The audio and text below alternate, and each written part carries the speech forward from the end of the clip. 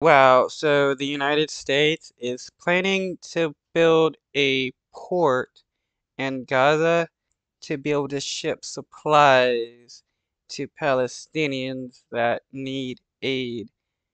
So instead of just telling the Israeli government to stop murdering Palestinians and denying Palestinians aid, the United States wants to spend millions of dollars building a port just to ship aid to Gaza. I mean, I'm not against helping Palestinians build a port in order to do some shipping and stuff like that, but to build a port instead of telling your allies to stop murdering people and starving Palestinians, that's just stupid.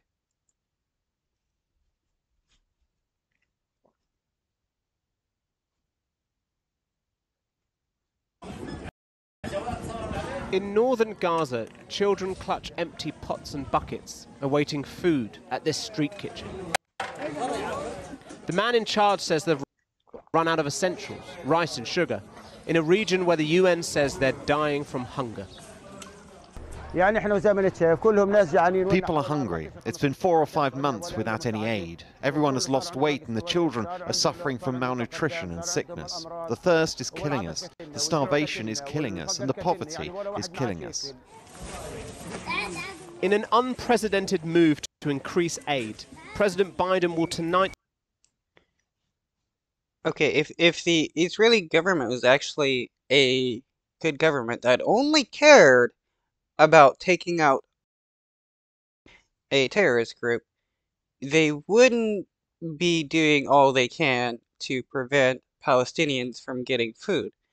They would see that innocent people are starving and suffering and would do more to help the innocents get food while tackling the bad people and taking them out.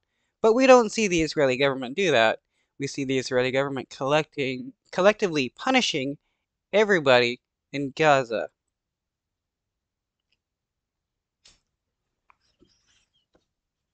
announced the creation of a port by the US military on Gaza's coast. Nowhere near enough support is getting to northern Gaza, with airdrops insufficient and the World Food Programme saying a convoy of 14 aid trucks were turned away by the Israelis this week. More would...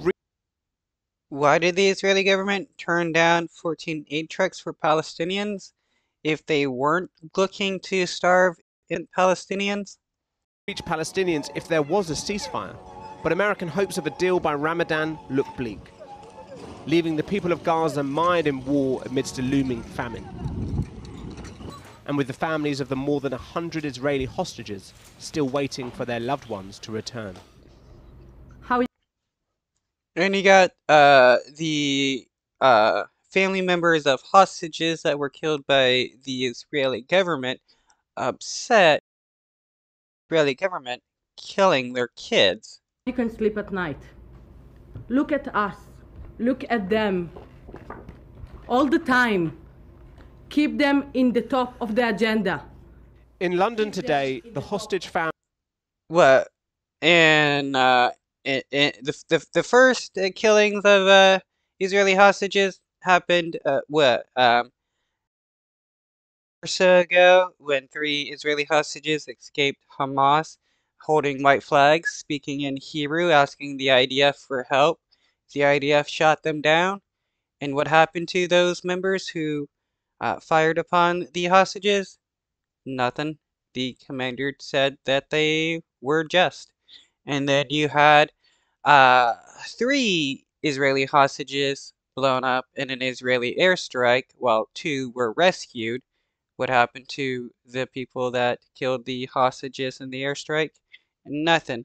And then you had a set of 10 hostages killed by another Israeli airstrike, and the Israeli government knew that the hostages were in those buildings and still did the airstrike.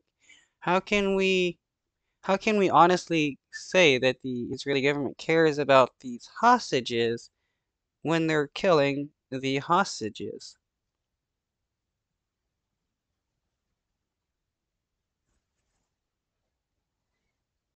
families called on the government to bring them home. But as they spoke, talks with Hamas and Egypt came to an end with no ceasefire deal that would have freed some of the hostages in exchange for a pause in fighting and the release of Palestinian prisoners. We believe that it would only release about 40 hostages within 6 weeks. Would that be something that you would be in favour of, even though it would mean not all of the hostages being returned?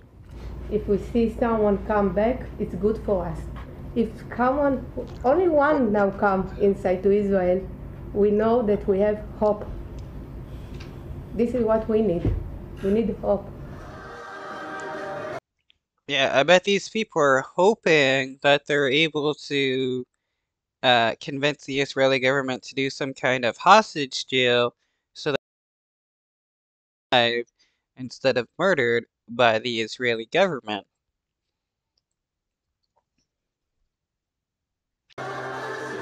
In Israel, while a majority support the war, many are growing angry at Prime Minister Benjamin Netanyahu. He's been criticised for his conduct during the war. And at a rally last week, Benny Gantz, a member of the war cabinet and a Netanyahu rival, joined the hostage families. It's honestly kind of sad. I mean, they're kind of have the right point as to why they're upset with Netanyahu, but it's only about the the Israeli hostages are used as pawns for Netanyahu and his government, and not also the fact that the Israeli government is murdering a bunch of innocent people. Though I definitely would be upset if one of my family members was kidnapped and used as a pawn by my government, by kidnapped by a terrorist government that was funded by my own government, and my own government was using said hostage as a pawn to murder innocent people. This is definitely a reason why Netanyahu should be removed from being prime minister, besides the fact that he's already being charged with, like bribery and corruption.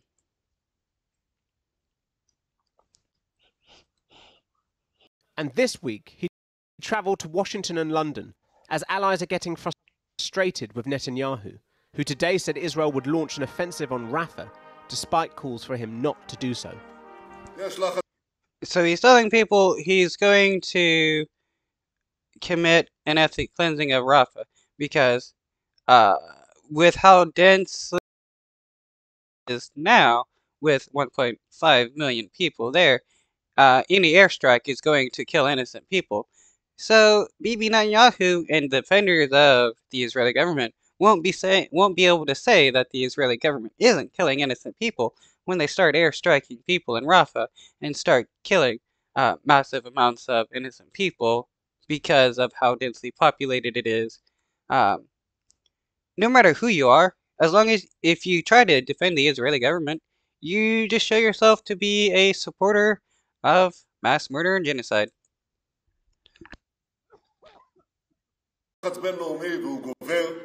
There is international pressure and it's growing, but when the pressure rises, we must close ranks. We need to stop.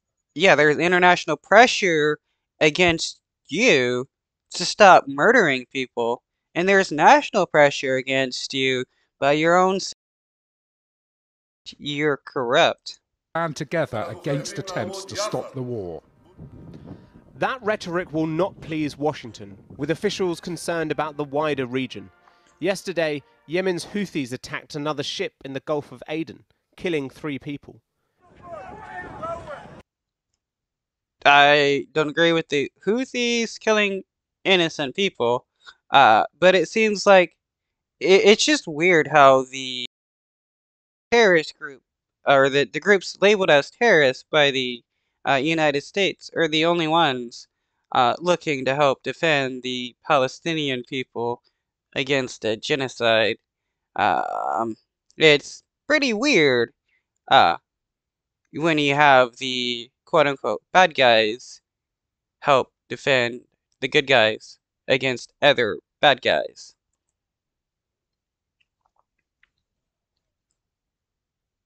Back in Gaza, Gaza, the situation is desperate.